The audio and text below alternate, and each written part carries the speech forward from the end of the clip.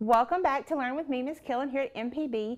We are in our Unit 10, Statistics with One Variable. Today we're looking at Lesson 2, Histograms. I can understand and predict data represented by a histogram. We are also looking at S-ID.1 and 2. So let's go ahead and jump in and see what we've got. So vocabulary is very important when we're looking at statistics because there may be some new words that you've not necessarily heard a lot, or maybe you're not familiar with, or maybe you've not heard about them at all. So that's why I will really appreciate it if you put all of your vocabulary down on paper, write a couple of definitions or a couple words that help you to remember these different new vocabulary words. So let's look at them. The first one we have is frequency. Well, we've already talked about frequency. Is how many times that I see a value. The mean we know is average. The mode obviously is how many that is seen the most. What a dot plot is, we just went over that. Our values are represented by a dot on a number line. Our frequency table, that's something that's going to be new. We're going to look at frequency tables, how we use the numbers and show different values. And then a histogram. So we're going to go over what a histogram is and show you how we're going to use that in this different type of data. So here we go. It says histograms. It's a bar-like display showing frequency of data over an interval instead of each data point. So as you can see, I've got bar-like things showing for this amount is this many, or this amount is this many. Okay, it must have the same width. Obviously, since Ms. Killen's going to be drawing them, they may not be exact, but you understand the importance of showing the same width because we're talking about an interval. Always label your numbers in your histogram, like this one. This is the time and frequency. You always in a histogram, or really any time that you use a graph, you want to make sure that you're labeling not only your X and Y values, but the name of the graph. Because just because you have like time and frequency, if you don't put what the graph means, we're thinking maybe it's car parts, or maybe it's how many times a cow crossed the road. So you want to make sure that you're labeling all of this important data. And it must have a title, just like I told you. All right, so now we're looking at histograms. They're known for larger sets, and it's known for continuous sets. Now, we talked about continuous, meaning it's not really countable because there's so many possibilities that could be these values. So let's look at this scenario. Dr. Jeter's advanced calculus class was surveyed to see what their course final grades were. The following data was collected. So we have 100, 74, 85, so forth and so on. So this is the final calculus grades. So let's make a frequency table. So here we go. Here's my numbers. And notice how I have intervals that we're using. 60 to 69, 70 to 79, 80 to 89. So what I'm going to do is I'm going to put a tally mark. Ms. Killen, what's a tally mark? If you're counting a lot, sometimes you may put 1, 2, 3, 4, and then 5. Okay, there's 5 of something. Or 1, 2, 3, 4, 5, 6, 7. So these are called tally marks. They're just marks that we're keeping a tally of something. So that's what we're going to use here. So let me go ahead and grab a different color that's a little bit easier to see. So I've got 100. I've got 74, 85, 63, 88, 85, 93, 93, 92, 72, 65, 100, 72, 100, 65, 74, and 100. Okay, so every time, well, I missed the whole row. Okay, so let me go back and finish this whole row. There's 66, 70, 98, 77, 76, 62, 73. So every time that I see that number, I put a little tally mark there to show. So now I can see with the interval how many numbers are in that interval. So let's go ahead and take what we've got from our frequency table and put it on our graph. So here we go. First thing I'm going to do is label. I'm going to put calculus, final grade. Then I'm going to put, let's see, grade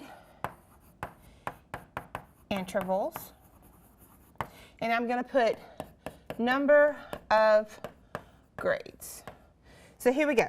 My first one is going to be 60 to 70, and then to 80, to 90, and to 100. And let's put 1, 2, 3, 4, 5, 6, 7, 8, 9. So from 60 to 69, I see 5. So I'm going to make, there we go. The next one, 70 to 79, how many is that? It's 8. So I'm going to go up to 8 and come down here. Pretend that Ms. Killen can draw a straight line. There we go. So we go up to 8 and over. Now, what about from 80 to 89? I just see 3. So I'm going to have it from 3 over to 90. From 90 to 99, I see 4. So I'm going to go up 1 and over. And then I need to have, to show how many hundreds I have, I've got 4. So here we go. So we have made a frequency table showing how many times each grade represented or appeared. We took that frequency table and we made a histograph showing the interval amounts from 60 to 69, from 70 to 79, and so forth and so on. So this is how we take data, put it in a frequency table, and make a histogram. All right, so let's see. What could we say the lowest grade was? Well, obviously it's going to be in this interval, and if I look back over here, I can say that my lowest grade is 63. What was the biggest range of grades? Well, obviously it's this one right here that goes all the way up to 8. So I can say the range of grades would be between 70 to 79. What are the interval amounts? Well, the interval amounts that we show on our graph is by 10. And how is the histogram different from the dot plot? Well, let's see. A histogram shows intervals. So that would be the histogram. And then the dot plot, let's put that in a different color so we can show a distinction. And my dot plot shows individual data points. So my histogram is showing an interval. This is the amount in this interval. And then my dot plot is showing specific data points and how many data points that is on that number line. So these are two different graphs, but they can show the same information. All right, so let's look. Now, when you are reading and looking at these different word problems for the statistics, there's a lot of misconceptions about, oh, it's just asking for a statistical question. This will be easy. It can be easy, but I want you to make sure that you are getting the most for your buck. So I'm going to read through these steps with you just so you can see what we're doing with these word problems. So here we go. So try these steps. It says read the entire problem carefully. Don't skim. Read slowly and completely to understand what's being asked. Look for key information, numbers, units, relationships, and questions. Highlight or underline key details, all right? So I may want to highlight some things, saying this is important. I need to make sure that I'm understanding this. It also tells me to circle important numbers. Underline what the problem is asking you. Watch for words that signal operations, total and sum, meaning addition. Difference, how many more is talking about subtraction. Each or per, talking about multiplication or division. You want to draw a diagram or a table if helpful. Visual aids like bar models, number lines, or tables can make complex problems easier to understand. You want to define variables clearly. Assign a letter to unknown and label them clearly. Let X be the number of apples. Let T be the number of tents. Let R be the number of robots.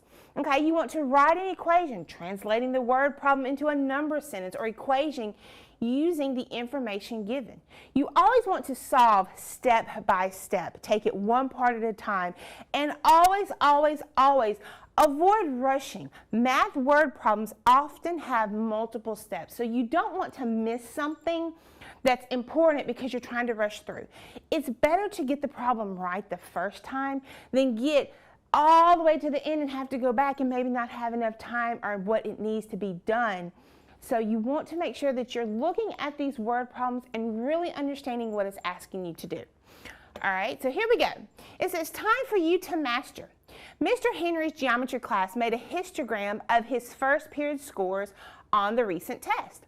The data they graphed were 38, 50, 74, 45, 80, 69, 72, and a lot more. And then his third period collected their data and made a histogram as well. Their scores are as follows. So we have 4 possible things to do. We want to create a frequency table for both classes, construct a histogram to show each class's data. Then we want to answer which class from the histogram display would you say did better on the test. In first period, which reign has more scores. In third, which reign has more scores. So you and your table partner, go ahead and pause the video. Work on this. Make sure that you're looking at what it's telling you. Do your dot plot, do your histogram. Find the answers to the question, come back to me, and we'll see what we got.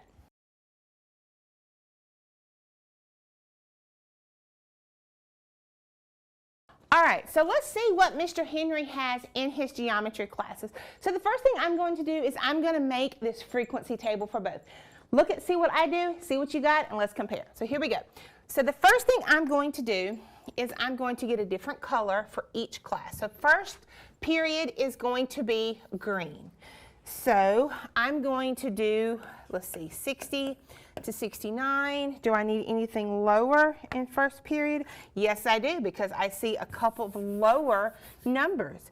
So let's do with maybe 30 to 39, maybe 40 to 49, 50 to 59, 60 to 69, 70 to 79, 80 to 89, 90 to 99, and then let's look at 100.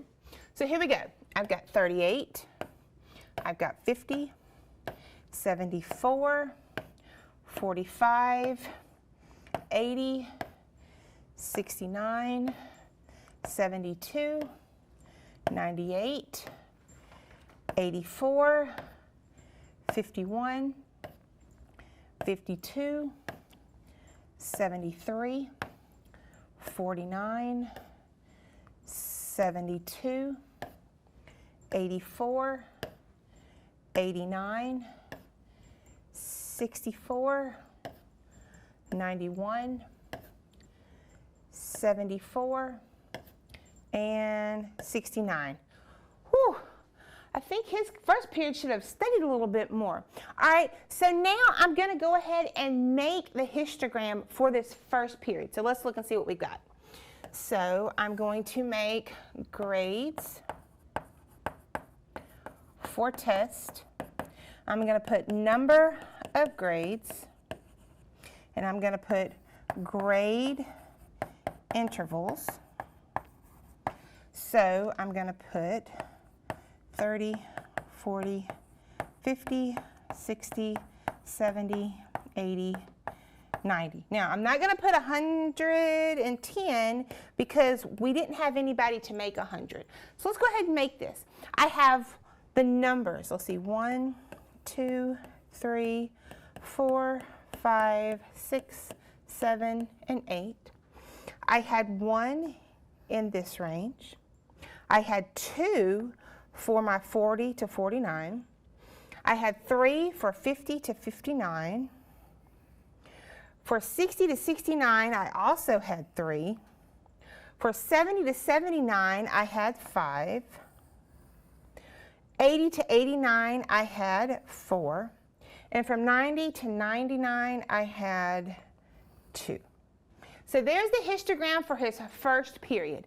Now let's go ahead and make a frequency table and a histogram for his third period. So let me grab a different color. Let's do red. So let's go ahead and make that that frequency table. So here we go. So I'm going to have 30 to 39, 40 to 49. Do I need that low of data? No, I don't. So instead of doing that, what I'm going to do is look for my lowest number, which is 60s. So let's do 60 to 69, 70 to 79, 80 to 89, 90 to 99, and then let's just do 100. So let's go ahead and write these on here.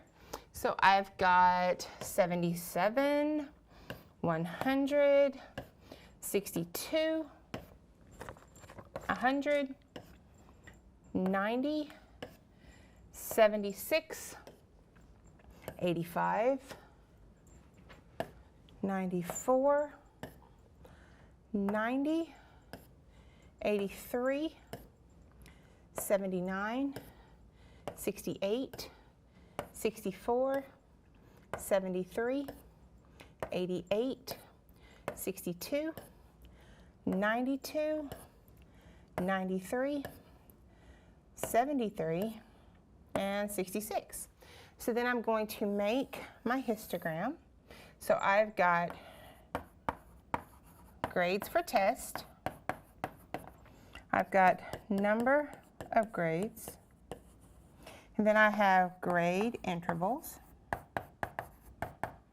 So I'm going to start with 60, 70, 80, 90, oops, not 900, 90.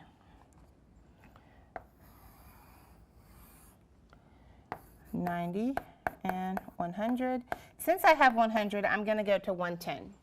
So then I've got 1, 2, 3, 4, 5, 6, 7. So from 60 to 69, I have 5. So let me go ahead and put that. From 70 to 79, I also have 5. From 80 to 89, I have 3. From 90 to 99, I have 5. And I have 2 100s. All right, so let's go ahead and look and see what these questions are asking us. Which class from the histogram display would you say did better? Well, obviously, I'm going to say that third period did better because 1, it's got more hundreds, and 2, my data points that I graphed in this histogram is not as low. So I'm going to say, from me looking, it would be the third period would have done better. Now it says, in first period, which range has more scores? All right, so let's look back to the green.